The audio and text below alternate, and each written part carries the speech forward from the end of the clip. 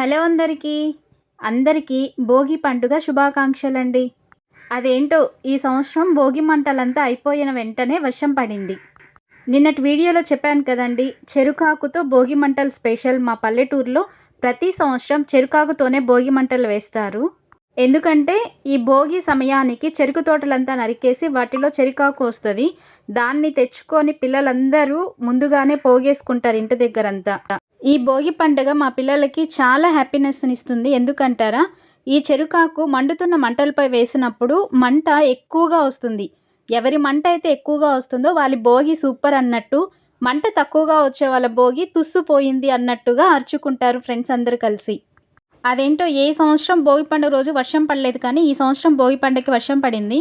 మేము మార్నింగ్ 5:30కే లేసి భోగి మంటలు అయిపోయిన తర్వాత 6కి వర్షం స్టార్ట్ అయింది. వర్షంలో కూడా మా భోగి ఇలా మండుతూనే ఉంది. ఈ భోగి మంటల్లోనే ఒక గుండె నిండా వాటర్ పోసి పెట్టేస్తాము. అంటే భోగి పండుగ రోజు ఆ నీళ్ళే అందరం స్నానాలు చేస్తామన్నమాట. అంతటి వర్షంలో కూడా మా పాప పట్టు వదలని విక్రమార్కుల్లాగా ముగ్గు వేస్తూనే ఉంది. ఒకవైపు కలర్లు వెళ్ళిపోతున్నా తను ముగ్గు వేయటం మాత్రం ఆపలేదు. ఇవాళ మా ఇంట్లో ఇడ్లీ చికెన్ స్పెషల్. ప్రతి ఒక్కరి ఇంట్లో ఇవాళ నాన్ వెజ్ కదండి. మీరేం వండుకున్నారో కామెంట్ చేయండి. Please like and subscribe.